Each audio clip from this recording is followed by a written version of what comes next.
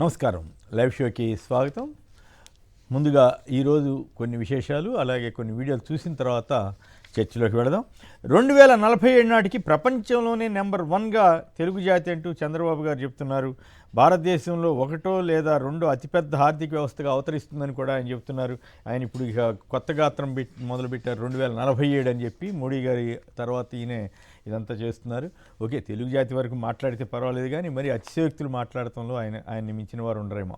సిరిసిల్లలో సర్కారు భూముల సంతర్పణ, 10 ఏళ్లలో 2000 ఎకరాలు కాజేసిన బీఆర్ఎస్ లీడర్లు అంటూ వెలుగు పత్రిక ఏకంగా బీఆర్ఎస్ మీద ఆరోపణలు గుప్పిస్తూ కథనాన్ని ఇచ్చింది.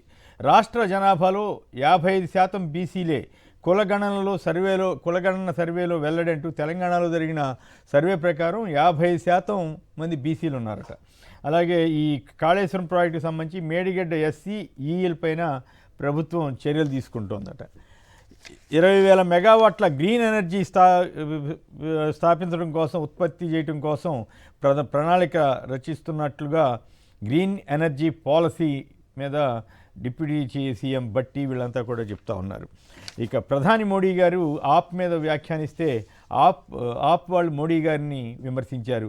నేను అద్దాల మేడ కట్టుకోలేదు, 10 ఏళ్లలో 4 కోట్ల మంది పేదలకు ఇళ్లు కట్టించానని చెప్పి ఆప్ మీద ఆయన వ్యంగ్యాస్త్రాలు విసిరితే మోడీ వ్యాఖ్యలు సిగ్గుచేటు 10 లక్షల సూట్ ధరించి ఆయన అద్దాల మేడ గురించి మాట్లాడతారా అంటూ ఆయన ఆప్ వాళ్ళు మండిపడ్డారు.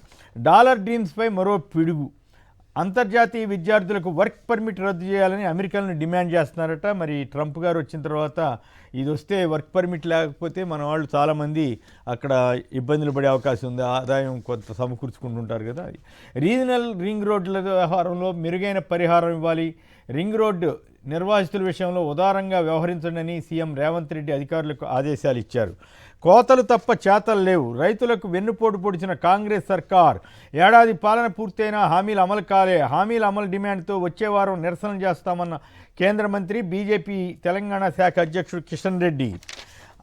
ఇక ఆంధ్రాకి సంబంధించి కొన్ని విశేషాలు కూడా చూస్తే, ఆమెతోనా మాకు నీతులు చెప్పించేదంటూ జేసీ ప్రభాకర్ రెడ్డి బీజేపీ మహిళా నేతలపై అనుచిత వ్యాఖ్యలు చేసిన తీరు మీద ఆయనేమో అనుచిత వ్యాఖ్యలు చేస్తే బీజేపీ వాళ్ళు మండిపడుతున్నారు. నోటికొచ్చినట్లు మాట్లాడితే తీవ్ర పరిణామాలు ఉంటాయంటూ బీజేపీ ఎమ్మెల్యే పార్థసారథి హెచ్చరించారు. సో తెలుగుదేశం పార్టీకి సంబంధించిన నేత జేసీ ప్రభాకర్ రెడ్డిపై బీజేపీ నేత మండిపడుతున్నారు. మరి నిజంగానే జేసీ ప్రభాకర్ రెడ్డి గారి వ్యాఖ్యలైతే అనుచితంగానే ఉన్నాయన్నది ఒక స్పష్టమైనటువంటి అభిప్రాయం. దాని మీద బీజేపీ వాళ్ళు మండిపడుతున్నారు. ఇక తెలుగులోనే ప్రభుత్వ ఉత్తర్వులు ఇవ్వాలని చెప్పి అన్ని శాఖలకు ప్రభుత్వం ఆదేశాలు జారీ చేసింది ఏపీలో. ఇది మంచిదే, కానీ ఇట్లా చాలాసార్లు ఇట్లాగే ఆదేశాలు జారీ చేయడం గత 30 ఏళ్లలో 40 ఏళ్లలో అవి అమలు కాకపోవడం జరుగుతూ వస్తుంది. మరి ఇప్పుడు ఏం జరుగుతుందో చూద్దాం. తల్లిదండ్రులు నిర్లక్ష్యం చేస్తే ఆస్తి హక్కు రద్దు చేయొచ్చని సుప్రీంకోర్టు ఒక తీర్పు ఇవ్వడం విశేషం.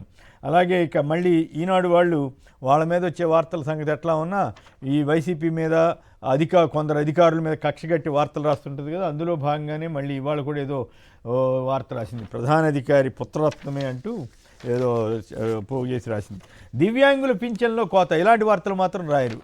ఆంధ్రప్రదేశ్లో 8.18 లక్షల పింఛన్దారులకు చంద్రబాబు సర్కార్ అర్హత పరీక్షలు పెడుతోందట. తొలి విడతలో పక్షవాతం, కండరాల జబ్బులతో కదల్లేని వారికి పరీక్షలు చేస్తారట. సో గతంలో ఆ దివ్యాంగులందరికీ పింఛన్ ఇస్తే ఇప్పుడు వాళ్ళ మీద అనుమానాలతోటి 8 లక్షల మంది మీద 8 నుంచి 10 లక్షల మందికి 8.18 లక్షల మంది పింఛన్దారులకు పరీక్షలు పెడతారట. రౌడీ సర్కార్, బలవంతంగా కృష్ణా జిల్లా మల్లవల్లిలో భూముల స్వాధీనం. ప్రభుత్వ ముఖ్య నేత కనుసైగతో కొనసాగిన దౌర్జన్య కాండ. కొత్తగా 7 విమానాశ్రయాలు కడతారట.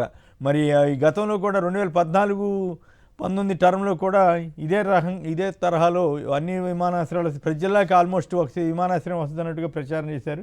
ఇప్పుడు ఏం చేస్తారో చూద్దాం. మా ముందు చెప్పులతో నడవద్దు, మా వీధుల్లో తిరగవద్దు, ఊర్లోనే ఉండవద్దు. దళితులపై రెచ్చిపోయిన టీడీపీ రౌడీ మోకలు, ఎదురు తిరిగినందుకు దాడి, 8 బైకులు దహనం. బాధితులకు అండగా నిలిచిన వైసీపీ నేతలపైన దాడి కేసులు. వైఎస్ఆర్సీపీ వారే మాపై దాడి చేశారంటూ టీడీపీ రివర్స్ గేర్. కలెక్టర్, ఎస్పీలు మాకు న్యాయం చేయాలన్న దళిత మహిళలు అంటూ ఆంధ్రప్రదేశ్లో జరుగుతున్న కక్షపూరిత రాజకీయాలపై కథనాన్ని ఇచ్చారు.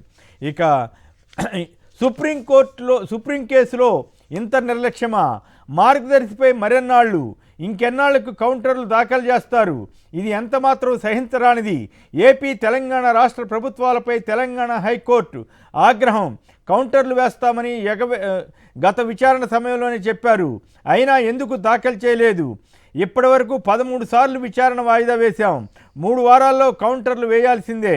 ఇదే చివరి అవకాశం, లేదంటే కోర్టు ముందుకు హాజరు కావాలి.